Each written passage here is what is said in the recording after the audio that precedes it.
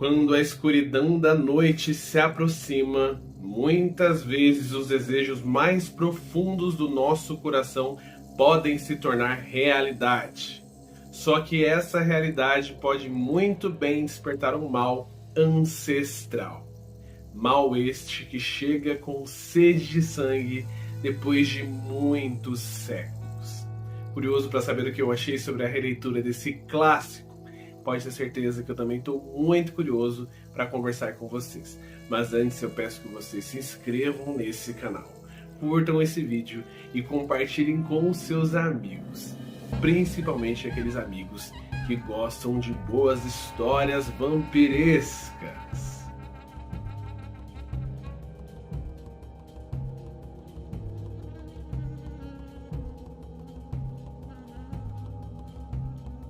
Tudo bem, pessoal? Meu nome é Diego Ferraz, sejam muito bem-vindos ao canal Cripteca e bem-vindos à crítica do filme Nosferatu, do Robert Eggers, que, para quem não sabe, é o mesmo diretor de A Bruxa e The Lighthouse.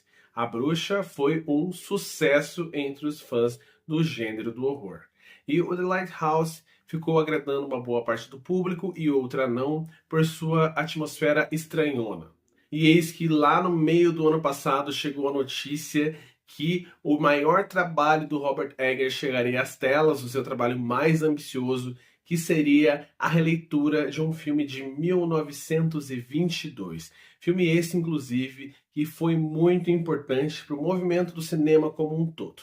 E esse filme é o Nosferatu. Mas antes de eu falar sobre a importância desse filme, o que eu achei dele, essa partezinha do expressionismo alemão, vamos falar da sinopse. Aqui a gente vai conhecer de imediato o personagem do Thomas, que é um cara que acabou de casar com a Lily. E ele está ali naquele processo do casamento onde ele está em busca de dinheiro, uma promoção, porque ele quer que a sua esposa tenha uma vida luxuosa. Eles vivem um grande amor muito bonito. Sua esposa tem sonhos muito assustadores durante a madrugada, sonhos que parecem meio que premonitivos, sonhos esses, inclusive, que ela tem desde criança. Só que com ele, tudo isso acabou sendo maneirado um pouquinho. Mas quando o seu marido recebe uma proposta de ir até uma mansão completamente distante para vender um imóvel, ela volta a ter esses sonhos e, pela sua premonição, ela sente que o mal está chegando muito próximo da sua família.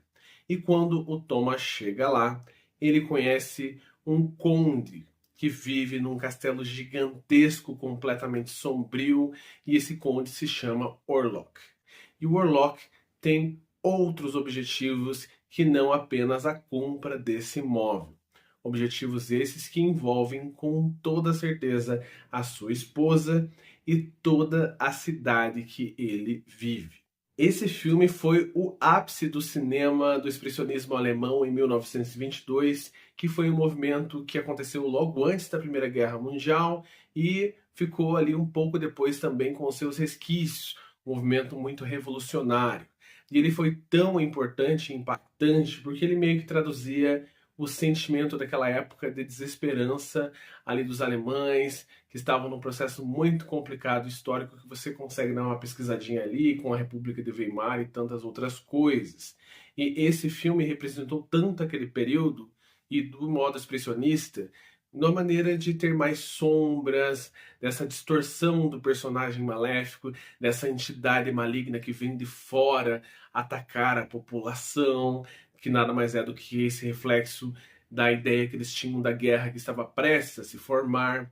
E esse filme foi tão importante nesse período por traduzir essa sensação, esse sentimento. Só que esse filme foi polêmico do começo ao fim, porque logo depois do lançamento desse filme, a família do Bram Stoker, na verdade a viúva do Bram Stoker, que é o criador do Drácula, acusou esse filme de plágio. E aí todos os rolos de filme foram confiscados, foram queimados, só que como já havia uma certa distribuição, muitos ficaram ali e acabaram aparecendo anos depois. Então era um filme que não era nem para a gente ter acesso. E aqui então a gente tem um filme em preto e branco, de cinema mudo, mas que conseguiu trazer essa atmosfera do terror e que inclusive foi um dos primeiros grandes filmes do horror, por mais que tenha havido outros dois, assim como O Gabinete do Dr. Caligari e outro filme que é considerado o primeiro filme do horror, que eu não lembro o título agora, esse foi o filme que mais conseguiu trazer essa identidade.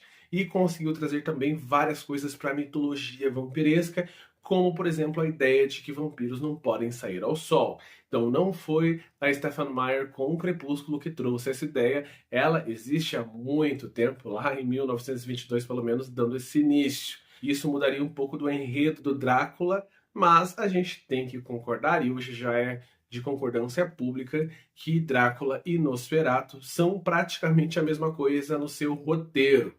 E isso fica muito claro quando você lê o livro e quando você vê essa adaptação do Eggers, que também segue esse mesmo caminho, traçando essa mesma linha narrativa que a gente já está habituado quando lê essas histórias vampirescas, desse personagem que vai de um ponto a outro, num castelo muito sinistro e convidativo, assim como aconteceu com o Drácula, e esse personagem aí trazendo esse prenúncio maldito.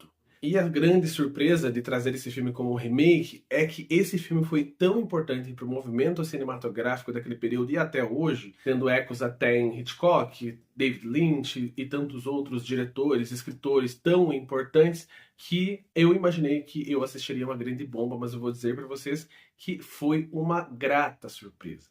Aqui nós temos um filme de terror muito bom e que inclusive soube referenciar muito a obra clássica.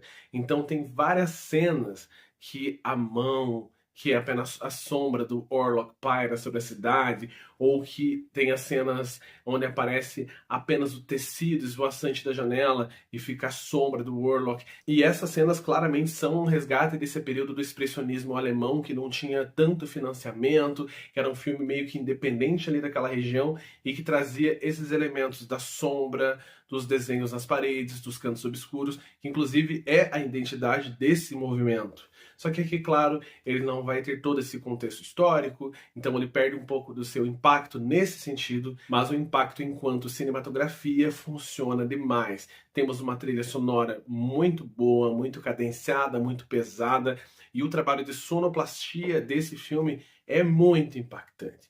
Isso se reverte no sentido de que a hora que o Nosferatu se apresenta e ele fala, essa voz de fato ecoa. Ela é numa linguagem meio estranha, que você não consegue identificar de onde que ela é, de que país, e fica de fato muito meio que maléfico quando você o ouve. Então, de fato, ele representa essa figura do mal que está chegando. Tem uma cena onde o personagem do Thomas Holt fica ali na sala do Orlok, à espera dele chegar, e ele começa a se movimentar ao seu redor, conversando com ele, e aparece a mão do Orlok, nunca o rosto, e aí sim aparece de fato a representação do terror genuíno, que é estar frente àquela presença. Presença esta, por sua vez, que é interpretada pelo Bill Skarsgård, que é o mesmo que interpretou o It, o palhaço assassino. E aqui a gente tem mais um trabalho de corporalidade em que ele apresenta um grande vilão que de fato traz esse impacto. Então tem que tirar o chapéu para esse cara. Ele carrega o filme mais uma vez e também tem o trabalho da maquiagem, que é excelente. O Nosferatu original, ele ainda tem essa capacidade de chocar, ele tem aquela figura meio estranha que hoje a gente acaba meio que vendo em outras figuras. Ele parece até mesmo um Sméagol ali, um Sméagol um pouco maior. E aqui a gente tem um Drácula, ou, na verdade um Nosferatu maior, diferenciado, um pouco mais sombrio. Tem horas que ele parece apenas um homem ali recluso, meio sujo e estranho. Só que aí, conforme ele vai se apresentando, ele realmente parece esse ser diabólico e demoníaco. E a história em si, ela é muito chamativa. Outra coisa que eu tenho que falar e tenho que elencar aqui é o excelente trabalho de fotografia. Mas se você já assistiu às obras do Eggers, você sabe que ele trabalha muito bem nesse sentido. A Bruxa é um grande exemplo disso, de um filme de terror folk que apresenta cenas belíssimas. E aqui, mais uma vez, a gente tem cenas espetaculares. E espetaculares não no sentido de belo, é no sentido de assustador de fato. O castelo em si, ele é opressor. A cidade, quando vem a chegada da praga, porque quando o Orlok chega em seu barco, ele acaba trazendo os ratos, que também faz esse prenúncio da peste negra. Tem essa questão da cidade ser muito suja. Isso a gente consegue verificar a olho nu. E nos momentos em que a gente percebe que a chegada do Warlock são apenas os sonhos da nossa personagem principal, a gente consegue ver dentro das casas, das residências, um pouco de requinte, mostrando que aquela família ali, ou as pessoas com que ela convive, tinham mais dinheiro, estavam em outra classe social. Isso é muito bem traduzido, inclusive com personagens infantis que quase parecem fotos ou pinturas daquele período, de tão belos que são suas roupas, seus cabelos. Então funciona muito bem. E quando tem esse período de degradação com a chegada do monstro, tudo isso vai sendo mudado paliativamente, também é mostrado e é trazido no cenário, trazido nessa fotografia e também trazido na própria sonoplastia. É um filme que eu até falei para alguns amigos que eu assisti junto, que eu acredito que ele não funcione tão bem em casa quanto ele funciona nos cinemas, porque o trabalho de som é, com toda certeza, um dos pontos altos dessa história. Isso vai fazer com que você embarque, com que você se assuste. Mas mesmo assim, fora do cinema, ele vai ter um impacto pela figura do Nosferatu, que é uma figura que você jamais vai imaginar o Bill ali dentro. Não dá para ver de fato. Ele é um ser grotesco, nojento, gigantesco, que se assoma sobre os personagens. E falando nesse sentido também, esse é um dos grandes diferenciais, supostamente, da obra do Nosferatu para o Drácula. Aqui não há essa ideia do vampiro sedutor. Ele enfeitiça as suas vítimas, ele manipula, ele trata um pouco a questão da hipnose mesmo de fato, mas ele jamais enfeitiça no sentido romântico e amoroso, porque ele é uma figura asquerosa, que anda com os ratos, com a pestilência, com a sujeira, também mais uma vez naquele período, pronunciando guerras, desgraças e misérias que a Alemanha estava com medo e estava prestes a enfrentar de fato. Então, a minha crítica é que esse é um filme excelente. Estou muito curioso para saber o que o Eggers vai trazer aí. Estava com medo, achando que isso aqui seria mais um Bill tem medo, essa ideia de muito dinheiro na mão de um grande diretor e talvez isso seja sua própria desgraça, porque eu achei o Bill péssimo do Ari Aster. Só que aqui a gente tem um filme que é maduro, que é muito bem feito. Vi algumas pessoas dizendo que não teve tempero, para mim teve vários temperos que eu gostei demais e fez com que eu pensasse um pouco mais sobre esse movimento, estudasse e lesse um pouquinho para trazer aqui para vocês, por mais que tenha sido só o básico do básico. Tem muitos vídeos, inclusive, muito mais completos, falando sobre o movimento estilístico do expressionismo alemão. E se você é fã do horror, é legal você saber um pouquinho sobre o gabinete do Dr. Caligari, sobre o Nosferatu e sobre esse processo que não é apenas cinema. É um reflexo da sociedade como um todo. Então finalizo agradecendo a cada segundo de vocês por aqui. Espero que você tenha gostado desse filme e desse vídeo em específico.